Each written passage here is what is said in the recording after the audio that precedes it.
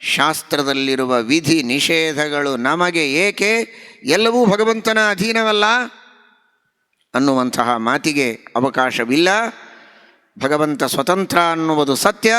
ಅದು ಅನುಸಂಧಾನಕ್ಕೆ. ನಾವು ಪ್ರತಿಯೊಂದು ಕರ್ಮಗಳನ್ನು ಮಾಡುವ ಮೊದಲು, ಮಧ್ಯದಲ್ಲಿ, ಕೊನೆಗೆ ಕರ್ಮಾದವು ಕರ್ಮ ಮಧ್ಯೆ ತದುಪರಿ ಚ ಹರಿಂ ಪ್ರೇರಕಂ ಸಂಸ್ಮರಂತಹ, ಕರ್ಮದ ಆದಿಯಲ್ಲಿ, ಕರ್ಮದ ಮಧ್ಯದಲ್ಲಿ, ಕರ್ಮದ ಕೊನೆಯಲ್ಲಿ ಭಗವಂತನನ್ನು ಪ್ರೇರಕ ಎಂಬುದಾಗಿ ನಾವು ಸ್ಮರಿಸಬೇಕು ಅಷ್ಟೇ. ಆದರೆ ಅವನು ತಾನೇ ಮಾಡ್ತಾನೆ, ನಾನೇನು ಮಾಡುವುದು ಅಂತ ಕೈ ಕಟ್ಟಿಕೊಂಡು ಕಾಲು ಚಾಚಿಕೊಂಡು ಮಲಗುವುದಲ್ಲ. ಪ್ರಯತ್ನವನ್ನು ಮಾಡಲೇಬೇಕು. ದೇವರು ನಮಗೆ ಆ ಶಕ್ತಿಯನ್ನು ಕೊಟ್ಟಿದ್ದಾನೆ. ದೇವರ ಸಂಕಲ್ಪವೇ ಆಗಿದೆ. ಜೀವನ ತನ್ನ ತಿಳುವಳಿಕೆಯಂತೆ ಇಚ್ಛೆ ಮಾಡಿ, ಇಚ್ಛೆಯಂತೆ ಪ್ರಯತ್ನ ಮಾಡಿ ಫಲ ಪಡೆಯಬೇಕು ಅಂತೇನೇ ದೇವರ ಇಚ್ಛೆ.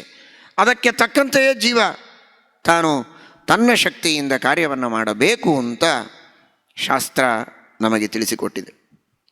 ಕೇವಲ ದೈವದ ಮೇಲೆ ಭಾರ ಹಾಕಿ ಪ್ರಯತ್ನವನ್ನು ಮಾಡದೆ ನಾನು ಸುಮ್ಮನೆ ಕೂಡುತ್ತೇನೆ ಎನ್ನುವುದು ಸರಿಯಾದದ್ದಲ್ಲ.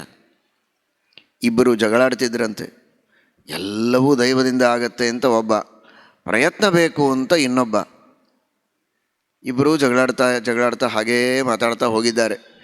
ಮನೆ ಬಿಟ್ಟು ಸುತ್ತಾಡಿಕೊಂಡು ಬರೋಣ ಅಂತ ಹೋದವರು ಮಧ್ಯಾಹ್ನ ಆಯಿತು. ಅಡವಿಯಲ್ಲಿ ಬಂದಿದ್ದಾರೆ, ಕಾಡಿನಲ್ಲಿ ಸುಸ್ತಾಗಿದೆ, ಭಾರೀ ಬಿಸಿಲು. ಒಂದು ಕಡೆಗೆ ಕುಳಿತಿದ್ದಾರೆ.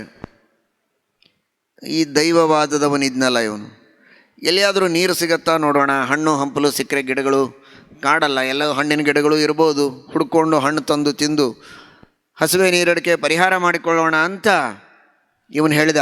ಪ್ರಯತ್ನವಾದಿ ಅವನಂದ, ದೈವವಾದಿ ಅವನು. ನಾನೇನು ಪ್ರಯತ್ನ ಮಾಡೋದಿಲ್ಲ ಅಂದರು. ದೇವ್ರ ಇಚ್ಛೆ ಇದ್ದರೆ ನಾನು ಕೂತಲ್ಲೇ ಬಂದು ಬಾಯಲ್ಲಿ ಬೀಳಲಿ ಇಂದ ಇವನು. ಅದು ಹೇಗೋ ಬೀಳತ್ತೆ. ದೇವರು ನಿನಗೆ ಕೈ ಕೊಟ್ಟದ್ದು, ಕಾಲು ಕೊಟ್ಟದ್ದು ಯಾಕೆ? ಮತ್ತು ದೇವರೇ ಅಲ್ವಾ ಕೊಟ್ಟದ್ದು. ಬುದ್ಧಿ ಕೊಟ್ಟದ್ದು ಯಾಕೆ ದೇವರು? ಕಣ್ಣು ಕೊಟ್ಟದ್ದು ಯಾಕೆ? ಹುಡುಕಿಕೊಂಡು ಪ್ರಯತ್ನ ಮಾಡಿ ತಂದು ತಿನ್ನಬೇಕಪ್ಪ. ಸುಮ್ಮನೆ ಕುಳಿತರೆ ಹೇಗೆ ಬರುತ್ತೆ? ನಹಿ ಸುಪ್ತಸ್ಯ ಸಿಂಹಸ್ಯ ಪ್ರವಿಶಂತಿ ಮುಖೇ ಮೃಗಾಹ. ಸಿಂಹ ಮಹಾಪರಾಕ್ರಮಿ ನಿಜ. ಮಲಗಿದ ಸಿಂಹದ ಬಾಯಿಯಲ್ಲಿ ಬಂದು ಜಿಂಕೆಗಳು ಬೀಳೋದಿಲ್ಲ. ಬೇಟೆಯಾಡಿ ತಾನು ಪ್ರಯತ್ನ ಮಾಡಿ ಮಾಂಸವನ್ನು ಹುಡುಕಿಕೊಂಡು ತಿನ್ನತ್ತೆ. ಇನ್ನೊಬ್ಬರು ತಂದು ಕೊಟ್ಟರೂ ತಿನ್ನೋದಿಲ್ಲಂತೆ ಸಿಂಹ. ಸಿಂಹ ತಾನು ಪ್ರಯತ್ನ ಮಾಡಿ ತಂದದ್ದನ್ನೇ ತಾನು ತಿನ್ನೋದು. ಇದು ಸಿಂಹದ ವ್ಯಕ್ತಿತ್ವ. ಆ ರೀತಿ ಮನುಷ್ಯ ತಾನು ಪ್ರಯತ್ನವನ್ನು ಮಾಡಬೇಕು. ಪ್ರಯತ್ನಕ್ಕೆ ತಕ್ಕ ಫಲ ಸಿಗತ್ತೆ ಅಂತ. ಇವನೇನೂ ಮಾಡಲಿಲ್ಲ, ಸುಮ್ಮನೆ ಮಲಗಿದ್ದ. ಕೊನೆಗಂದ, ನಿನ್ನ ಜೊತೆಗೆ ಮಲಗಿದರೆ ನನ್ನ ಗತಿ ಏನು ಅಂದ. ಹೋದ, ಹುಡುಕೊಂಡು ಬಂದ, ಹಣ್ಣು ಸಿಕ್ತು, ಎಲ್ಲಿಯೋ ನೀರು ಸಿಕ್ತು, ಹಣ್ಣು ತಂದ, ನೀರು ತಂದ. ಮತ್ತು ನೀನಂತೂ ಪ್ರಯತ್ನ ಮಾಡೋದಿಲ್ಲ ನನ್ನ ಗೆಳೆಯ, ಮತ್ತು ಸತ್ತೋಗ್ತೀಯ ಈ ಬಿಸಿಲಲ್ಲಿ ಅಂತ ಹೇಳಿ ಅವನಿಗೆ ಅರ್ಧ ಹಣ್ಣು ಕೊಟ್ಟು ನೀರು ಕೊಟ್ಟು ತಾನೂ ತೆಗೆದುಕೊಂಡ. ಇಬ್ಬರು ಹಸಿವೆ ನೀರಡಿಕೆ ಎಲ್ಲ ಪರಿಹಾರ ಮಾಡಿಕೊಂಡರು. ಸುಖವಾಯಿತು. ಶಾಂತಿಯಿಂದ ಸಮಾಧಾನದಿಂದ ಸ್ವಲ್ಪ ಹೊತ್ತಾದ ಮೇಲೆ ಅಂದ, ನೋಡು, ನಾನಿಷ್ಟು ಕಷ್ಟಪಟ್ಟು ಪ್ರಯತ್ನ ಮಾಡಿ ತಂದದ್ದಕ್ಕೆ ಇದು ಸಿಕ್ತು, ಇಲ್ಲದೇ ಇದ್ದರೆ ಸಿಗ್ತಿರಲಿಲ್ಲ. ಅವನಂದ, ನನಗೇನಿಲ್ಲದೆ ಸಿಕ್ತಲ್ಲ, ಮತ್ತು ಕೂತಲ್ಲೇ ದೈವ ಇದೆ ಎಂದ. ಆಗ ಇವನು ಹೇಳಿದ, ನಿಜ ದೈವ ಇದೆ, ದೈವ ಇಲ್ಲ ಅಂತ ನಾನು ಹೇಳೋದೇ ಇಲ್ಲ. ನಾನು ನಾಸ್ತಿಕ ಅಲ್ಲ. ಪ್ರಯತ್ನ ಬೇಕು ಅನ್ನುವ ಆಲೋಚನೆ ಮಾಡು. ನೀನೊಬ್ಬನೇ ಬಂದಿದ್ದರೆ, ನಾನು ಬರದೇ ಇದ್ದರೆ ಏನಾಗ್ತಾಯಿತ್ತು? ಹಾಗಾದರೆ ದೈವದ ಜೊತೆಗೆ ಪ್ರಯತ್ನವೂ ಬಂದಿದೆ ಅನ್ನುವುದಕ್ಕೆ ತಾನೇ ನಿನ್ನ ಬಾಯಿಗೆ ಹಣ್ಣು ಬಿದ್ದದ್ದು. ನೀನೊಬ್ಬನೇ ಬಂದಿದ್ದರೆ ಸಾಯ್ತಾ ಇದ್ದಿ ಇಲ್ಲಿಯೇ. ದೈವವೂ ಬೇಕು, ಪ್ರಯತ್ನವೂ ಬೇಕು. ಅಂದರೆ ಮಾತ್ರ ಕೆಲಸ ಆಗುವುದು. ಕೇವಲ ದೈವದಿಂದ, ಕೇವಲ ಪ್ರಯತ್ನದ ದೈವ ಬೇಕು, ಆದರೆ ಪ್ರಯತ್ನವನ್ನು ಮಾಡಲೇಬೇಕು. ದೈವ ಇದು ಕಾಣುವ ವಸ್ತು ಅಲ್ಲ. ದೈವ ಅಂದರೆ ಅದೃಷ್ಟ, ಪುಣ್ಯ, ಪಾಪಗಳು ಕಣ್ಣಿಗೆ ಕಾಣುವ ವಸ್ತುವಲ್ಲ. ಸಾಮಾನ್ಯರಿಗೆ ಕೇಳಿದರೆ ನಿನ್ನೆ ಮೊನ್ನೆ ದಿವಸದಲ್ಲಿ ಹಿಂದಿನ ಜನರಿಗೆ, ಯೋಗಿಗಳಿಗೆ ಅದು ಕಾಣ್ತಾ ಇತ್ತು. ಸಾಮಾನ್ಯರಿಗೆ ಅದು ಕಾಣುವಂತಹ ವಸ್ತುವಲ್ಲ. ಹಾಗಾದರೆ ಅದರ ಮೇಲೆ ನಾವು ಡಿಪೆಂಡ್ ಆಗಿ ಕೆಲಸ ಮಾಡೋ ಹಾಗಿಲ್ಲ. ನೋಡಿ, ಪ್ರವಚನ ಕೇಳ್ತಾ ಇರ್ತಾರೆ, ಇದ್ದಕ್ಕಿದ್ದ ಹಾಗೆ ಏನೋ ಕೆಲಸ ಬಂತು, ಮನೆಗೆ ಹೋಗಬೇಕಾಗತ್ತೆ. ಮೊಬೈಲಲ್ಲಿ ಮನೆಯಿಂದ ಕರೆ ಬರ್ತದೆ. ಅನಿವಾರ್ಯ ಕಾರಣಗಳಿಂದ ಬರಲೇಬೇಕು ಅಂತನ್ನುವ ಸೂಚನೆ ಬಂದರೆ ಮನೆಗೆ ಹೋಗಬೇಕಾಗತ್ತೆ. ಅದಕ್ಕೆ ಕಾರಣ ಏನು? ಪುಣ್ಯ ಪಾಪ ಅಷ್ಟೇ. ಎಷ್ಟು ಹೊತ್ತು ಶಾಸ್ತ್ರದ ಶ್ರವಣ ಮಾಡುವ ಪುಣ್ಯ ಇದೆ ಅಷ್ಟು ಶ್ರವಣ ಮಾಡೋದಕ್ಕಾಗತ್ತೆ, ಅದಕ್ಕೆ ಮೇಲೆ ಆಗುವುದಿಲ್ಲ. ಓ, ಹಾಗಾದರೆ ಮನೆಯಲ್ಲಿದ್ದಾಗಲೇ ಇದನ್ನು ನೋಡಿಕೊಂಡು ನನ್ನ ಪುಣ್ಯ ಎಷ್ಟಿದೆ ಅಂತ ನೋಡಿ, ಅಥವಾ ನಾನು ಮನೆಯಿಂದ ಕಾರಲ್ಲಿ ಹೊರಟಾಗಲೇ ಕಾಲ್ ಬಂದರೆ ಅಲ್ಲಿಂದಲೇ ವಾಪಸ್ ಹೋಗಿಬಿಡ್ಬೇಕಾಗತ್ತೆ. ಅದರ ಬದಲು ಇವತ್ತು ನನಗೆ ಪುಣ್ಯ ಇದೆಯಾ ಪಾಪ ಇದೆಯಾ, ಪಾಪ ಇದ್ದರೆ ಕೇಳಲಿಕ್ಕೆ ಸಿಗಲ್ಲ, ಪುಣ್ಯ ಇದ್ದರೆ ಕೇಳಲಿಕ್ಕೆ ಸಿಗತ್ತೆ, ಪುಣ್ಯ ಎಷ್ಟಿದೆ ಇದೆಲ್ಲ ನೋಡ್ಕೊಂಡು ಬರಲಿಕ್ಕಾಗತ್ತಾ? ಇಲ್ಲ. ನಿಜ, ನಮ್ಮ ಪುಣ್ಯ ಇದ್ದರೆ ಕೇಳಲಿಕ್ಕೆ ಸಿಗತ್ತೆ, ಇಲ್ಲದೇ ಇದ್ದರೆ ಇಲ್ಲ. ಪುಣ್ಯ ಇದ್ದರೆ ಊಟ ಮಾಡಲಿಕ್ಕಾಗತ್ತೆ, ಇಲ್ಲದೇ ಇದ್ದರೆ ಇಲ್ಲ ಅನ್ನೋದು ನಿಜ. ಆದರೆ ಗೊತ್ತಾಗತ್ತಾ? ಊಟಕ್ಕೆ ಕುಳಿತಿದ್ದಾನೆ, ಒಂದು ತುತ್ತು ತಿನ್ನುವುದರೊಳಗೆ ಊಟದಿಂದ ಎದ್ದು ಹೋಗೋ ಪ್ರಸಂಗ ಬರುತ್ತೆ. ಆದರೆ ಅದು ಗೊತ್ತಿಲ್ಲ. ಪ್ರಯತ್ನ ಅಂತೂ ನಿತ್ಯದಲ್ಲಿ ಮಾಡೋ ಹಾಗೆ ಊಟಕ್ಕೆ ಕೂಡಬೇಕು, ಪ್ರಯತ್ನ ಮಾಡಬೇಕು, ಹೊಟ್ಟೆ ತುಂಬಿಕೊಳ್ಬೇಕು. ದೈವ ಇದ್ದರೆ ಪೂರ್ಣ ತುಂಬತ್ತೆ, ಇಲ್ಲದೇ ಇದ್ದರೆ ಕೈಗೆ ಬಂದ ತುತ್ತು ಬಾಯಿಗೆ ಇಲ್ಲ ಅಂತ ಎಷ್ಟೋ ಸಲ ಆಗತ್ತೆ. ಅದಕ್ಕೇನು ಮಾಡೋದು? ಆದರೆ ದೈವವನ್ನು ನೋಡಿಕೊಳ್ಳೋದಕ್ಕೆ ಯೋಗ್ಯತೆ ನಮಗಿಲ್ಲ. ನಮ್ಮ ಕೈಯಲ್ಲಿರುವುದು ದೈವ ಅಲ್ಲ, ನಮ್ಮ ಕೈಯಲ್ಲಿರುವುದು ಪ್ರಯತ್ನ. ಫಲ ಸಿಗೋದು ಸಿಗದೇ ಇರೋದು ದೈವದ ಅಧೀನ. ಆದರೆ ಪ್ರಯತ್ನವಿಲ್ಲದ ದೈವ ಇದು ಫಲ ಕೊಡಲಿಕ್ಕಾಗೋದಿಲ್ಲ. ಪರೀಕ್ಷೆಯಲ್ಲಿ ಚೆನ್ನಾಗಿ ಓದಿ ಚೆನ್ನಾಗಿ ಪ್ರಯತ್ನ ಮಾಡಿ ಉತ್ತರ ಬರೆಯುವುದು ನಮ್ಮ ಕೈಯಲ್ಲಿದೆ. ದೈವ ನಾವು ಅಂದುಕೊಂಡ ಉತ್ತರ ಸರಿ ಆಗದೇ ಇದ್ದರೆ ಕೆಲವು ಅಂಕಗಳು ಕಡಿಮೆ ಬರಬಹುದು ಅಂತ ಹೇಳಿ ಪ್ರಯತ್ನವೇ ಮಾಡೋದಿಲ್ಲ ಅಂದರೆ ತನ್ನಷ್ಟಕ್ಕೆ ತಾನೇ ಉತ್ತರಗಳು ಅಲ್ಲಿ ಮೂಡುವುದಕ್ಕೆ ಸಾಧ್ಯ ಇದೆಯಾ ಕಾಗದದ ಮೇಲೆ? ಇಲ್ಲ.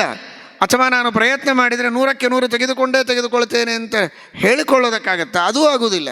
ಆದರೆ ಪ್ರಯತ್ನವನ್ನು ಮಾಡಬೇಕು. ದೈವದ ಸಹಾಯ ಎಷ್ಟಿದೆ ಅಷ್ಟು ಫಲ ಸಿಗತ್ತೆ. ಸಿದ್ಧ್ಯೋ ಸಮೋಭೂತ್ವ. ಆದರೆ ಪ್ರಯತ್ನವನ್ನು ಮಾಡದೆ ಕೇವಲ ದೈವದ ಮೇಲೆ ಭಾರ ಹಾಕುವುದಲ್ಲ, ಪ್ರಯತ್ನವನ್ನು ಪ್ರಾಮಾಣಿಕವಾಗಿ ತನ್ನ ಪೂರ್ಣ ಶಕ್ತಿಯಿಂದ ಮಾಡಬೇಕು. ಇವನು ಜನ್ಮಾಂತರದಲ್ಲಿ ಮಾಡಿದ ಕರ್ಮಗಳು, ಪುಣ್ಯ ಪಾಪ ಅವುಗಳಿಗೆ ತಕ್ಕಂತೆ ಫಲ ಸಿಗತ್ತೆ. ಹೊರತು ಎಲ್ಲವೂ ದೈವದಿಂದ ಆಗತ್ತೆ, ದೇವರ ಇಚ್ಛೆ ಅಂತ ಆಗತ್ತೆ, ನಾನೇನು ಮಾಡೋದಿಲ್ಲ, ಪ್ರಯತ್ನವನ್ನೇ ಮಾಡೋದಿಲ್ಲ ಅಂತ ಪ್ರಯತ್ನವನ್ನು ಬಿಟ್ಟು ಕೂಡುವುದು ಸರ್ವಥಾ ಸರಿಯಾದದ್ದಲ್ಲ. ಭೀಮಸೇನ ದೇವರ ಅತ್ಯಂತ ಪ್ರಧಾನವಾದಂತಹ ಸಿದ್ಧಾಂತ ಇದು. ಭೀಮಸೇನ ದೇವರು, ಹನುಮಂತ ದೇವರು, ಭೀಮಸೇನ ದೇವರು, ಶ್ರೀಮದಾಚಾರ್ಯರು 3 ಅವತಾರಗಳಲ್ಲಿಯೂ ಈ ತತ್ವವನ್ನು ಗಟ್ಟಿಯಾಗಿ ನಮಗೆ ತಿಳಿಸಿಕೊಟ್ಟಿದ್ದಾರೆ. ಸ್ಥಿರೋನುಭಾವ ಏವಮೇ ಮಹಾನನುಗ್ರಹೋ ಹರೇಹೇ ಪ್ರಯತ್ನಮೇಕಮಗ್ರತೋ ವಿಧಾಯ ಭೂತಿಮಾಪ್ನುಮಃ. ಇದು ಭೀಮಸೇನ ದೇವರ ಸಿದ್ಧಾಂತ. ದೇವರ ಅನುಗ್ರಹ ನನ್ನ ಮೇಲಿದೆ, ಶಾಸ್ತ್ರೋಕ್ತವಾದ ರೀತಿಯಲ್ಲಿ ನಾನು ನಡೆದರೆ ದೇವರು ನನ್ನ ಕೈ ಬಿಡೋದಿಲ್ಲ. ರಕ್ಷತೀತ್ಯೇವ ವಿಶ್ವಾಸ. ಅವನು ನನ್ನನ್ನು ರಕ್ಷಣೆ ಮಾಡ್ತಾನೆ. ಕಣ್ಣಾರೆ ನಾನು ಕಂಡಿಲ್ಲ, ಶಾಸ್ತ್ರದಿಂದ ಅವನನ್ನು ತಿಳಿದಿದ್ದೇನೆ, ಅವನನ್ನು ನಂಬಿದ್ದೇನೆ. ನನಗೆ ಅನುಭವ ಉಂಟು. ಎಷ್ಟೋ ಬಾರಿ ನಾನು ಪ್ರಯತ್ನ ಮಾಡಿದಾಗ ಪ್ರಾಮಾಣಿಕವಾಗಿ ಯಶಸ್ವಿಯಾದದ್ದುಂಟು. ಆ ರೀತಿಯಲ್ಲಿ ನಾನು ಪ್ರಾಮಾಣಿಕವಾದ ಪ್ರಯತ್ನವನ್ನು ಮಾಡಿ ದೇವರ ಅನುಗ್ರಹದಿಂದ ಫಲ ಪಡೀತೇನೆ ಎನ್ನುವಂತಹ ವಿಶ್ವಾಸದಿಂದ ಮುಂದಾಗಬೇಕೇ ಹೊರತು ಕೇವಲ ದೈವ ಅಂತ ಪ್ರಯತ್ನ ಬಿಡುವುದಲ್ಲ.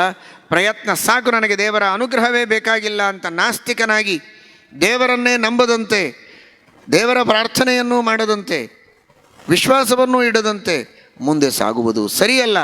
ಈ ತರಹದ ಒಂದು ಸರಿಯಾದ ತಿಳುವಳಿಕೆಯಿಂದ ಜೀವನವನ್ನು ನಡೆಸಬೇಕು ಅಂತ ಶ್ರೀಮದಾಚಾರ್ಯರು 2 ಬಟ್ಟುಗಳನ್ನೇನು ಮಾಡಿ ತೋರಿಸಿದ್ದಾರೋ ನೋಡಿ. ಅದಕ್ಕೆ ಅನೇಕ ಅರ್ಥಗಳಿವೆ, ಒಂದಲ್ಲ ಎರಡಲ್ಲ. ಜೀವ ಬೇರೆ, ಬ್ರಹ್ಮ ಬೇರೆ, ಅವನು ಈಶ, ನಾವು ದಾಸ ಅನ್ನುವುದೊಂದು ದೊಡ್ಡ ವಿಷಯವಾದರೆ, ಮನುಷ್ಯ ಜೀವನದಲ್ಲಿ ಬದುಕುವುದಕ್ಕೆ ಒಂದು ಪ್ರಯತ್ನವೂ ಬೇಕು, ದೈವವೂ ಬೇಕು. ಕೇವಲ ದೈವ ಸಾಲದು, ಕೇವಲ ಪ್ರಯತ್ನ ಸಾಲದು, ಎರಡೂ ಸೇರಿದರೆ ಮಾತ್ರ ಫಲ ಸಿಗತ್ತೆ ಅಂತನ್ನುವಂತಹ ಒಂದು ದಿವ್ಯ ಸಂದೇಶವನ್ನು ಶ್ರೀಮದಾಚಾರ್ಯರು ನಮಗೆ ತಿಳಿಸಿದ್ದಾರೆ. ಆ ತತ್ವವನ್ನು ಸ್ಪಷ್ಟವಾಗಿ ರುದ್ರದೇವರು ಉಮಾದೇವಿಗೆ ತಿಳಿಸಿಕೊಡ್ತಾರೆ. ದೈವದ ಮೇಲೆ, ದೈವ ಅಂದರೆ 2 ಅರ್ಥ ಇದೆ. ಒಂದು ಭಗವಂತ, ಇನ್ನೊಂದು ಪುಣ್ಯ ಪಾಪಗಳು. ದೇವರ ಅಧೀನವಾದ ಪುಣ್ಯ ಪಾಪಗಳು, ಇವುಗಳ ಮೇಲೆ ವಿಶ್ವಾಸ ಇಟ್ಟು ಪ್ರಯತ್ನವನ್ನು ಚೆನ್ನಾಗಿ ಮಾಡಿ ಯಶಸ್ಸನ್ನು ಪಡೆಯಬೇಕು. ಎಲ್ಲವೂ ದೇವರು ಅಂತ ಹೇಳಿ ಪ್ರಯತ್ನದಿಂದ ವಿಮುಖನಾಗಿ ಧರ್ಮದಿಂದ ಭ್ರಷ್ಟನಾಗಬಾರದು ಅಂತನ್ನುವ ಸಂದೇಶವನ್ನು ರುದ್ರದೇವರು ಕೊಡ್ತಾ ಇದ್ದಾರೆ. ಶ್ರೀಕೃಷ್ಣ ಅರ್ಪಣಮಸ್ತು.